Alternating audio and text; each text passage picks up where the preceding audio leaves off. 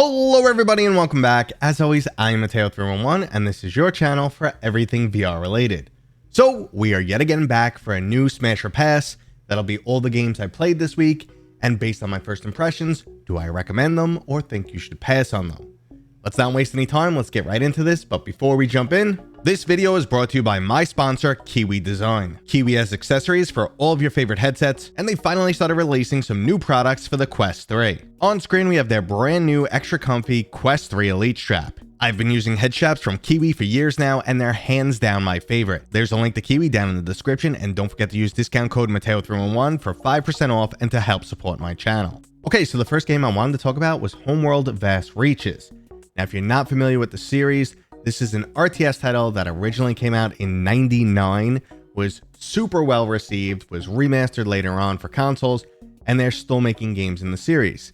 I was surprised there was no fuss over this. One, we're getting a real-time strategy game, which basically doesn't exist in VR, and two, it's a pretty big name. So where's the fuss? It released, pretty much under the radar, but I have to say, it's actually pretty solid. If you are looking for a real-time strategy game in VR, you don't have any other choices. So if that's your favorite genre, yeah, definitely go check this out.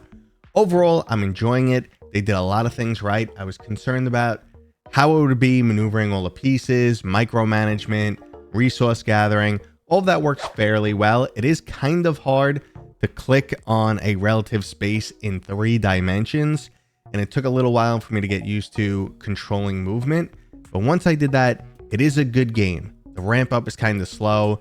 The storyline along the same. It's pretty much like just a few cutscenes and narration, but it does build up over time. It is a true RTS game.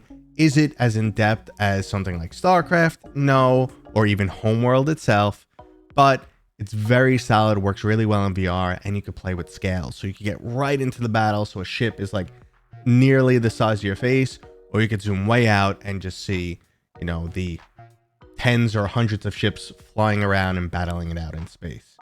Overall, solid experience. I just think it's a little slow, and if you're not into RTS titles, it's not for you. But for me, it's a smash. Now our next game, Smalland Survive the Wilds, failed to suck me in.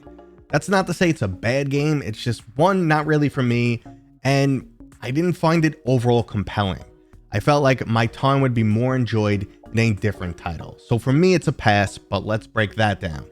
So you jump into this world, and they do succeed at giving you this really immersive experience where you feel like a tiny creature.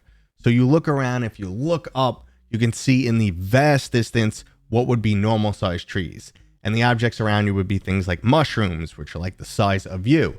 And when you battle something like an ant, yeah, they make a little tiny ant, what would be a little tiny ant, very imposing, monstrous creature that's up in your face. Graphically, the game looks good. I was playing on a Quest 3. I wanted some voice narration that made the whole world kind of feel bland. So you just walk up to a person and get a text box. I understand, probably wasn't in the budget here, but it kind of kills the immersion where you just go up to people and then read, and then walk up to someone else and read to keep the storyline going. Control-wise, felt good. Survival elements, definitely solid. Storyline, I didn't play enough to get into it, so I can't comment there. But mechanically, it's sound. If you like survival games, you'll probably like this. Just, survival games, not my preferred genre. And overall, I just wasn't immersed enough to keep playing. Pass for me, maybe not for you. But let's move on. Now, Masters of Light definitely surprised me, mainly because I had no idea what I was getting into. Watching the trailer, I thought it could maybe be something like a rhythm style game, but in practice, it's much closer to a combination of Space Pirate Trainer meets a workout game. That's really where it is. It's very physically active. You use hand controls, even though you can use the controllers if you want, but you're going to be doing gestures to activate certain abilities to take out enemies. And it really comes down to a nice bit of strategy and timing and just, cardio, basically. Now, mechanically, you'll unlock new skills, which turn out to be hand gestures, over time as you get deeper and deeper in the game. And there's a ton of levels to play. And also they have the star system, so you can go back and try and 3-star every level, which would come down to speed, accuracy, and if you took damage or not. Now, those mechanics in practice, you're going to be throwing punches to shoot out some light beams, but those are not really aimed. They'll just kind of go down your line of sight. If you need to lock into a target, you put out one hand and then you can lock on one and then kind of single punch in a slower manner. And then, like I said, as time goes on, you'll gain more skills like a shield that you could hold up to deflect enemy attacks. And it really comes down to this cool strategy of when to use what attack and can you keep up the pace.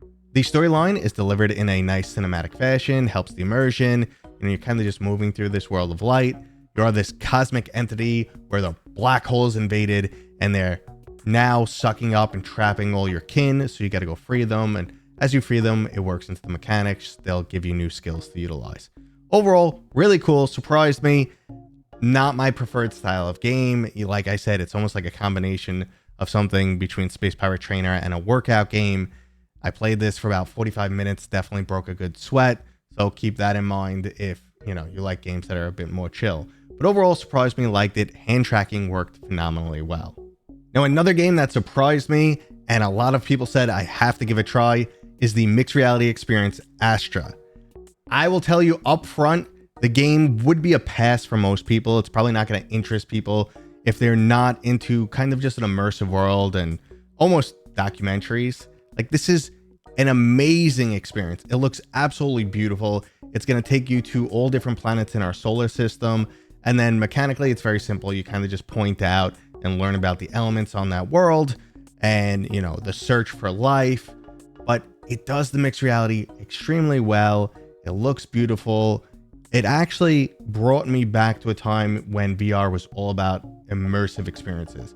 I felt like I was playing the Gallery 1, that original game from 2016 or 2017, whatever it was. So it's surprising to feel that level of immersion on a Quest 3. And like I said, the mixed reality element just blends into your world seamlessly if you set it up right.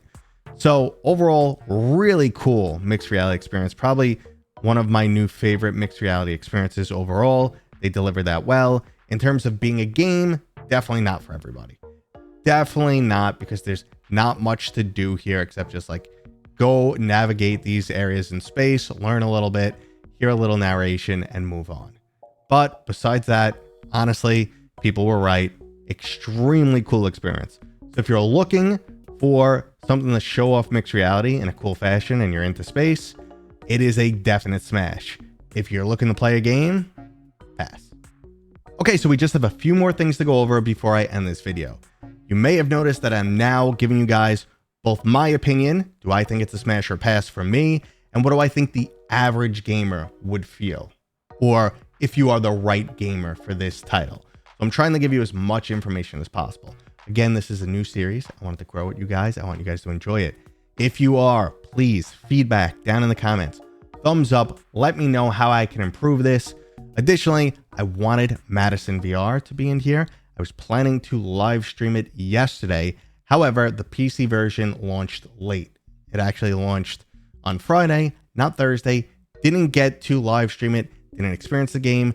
Don't have time to fit it in for this video, unfortunately. So maybe in a future video, I'll be covering Madison VR. And I'm still really interested in doing that live stream for you guys. That is just pure love. I don't really want to play the game at all, but I do want to experience it with, or at least for, you guys. So again, drop your feedback. Thanks for the continued support. Love you guys. If you enjoyed this video, thumbs up. If you're new here, please consider subscribing. And as always, I'll see you guys on next time.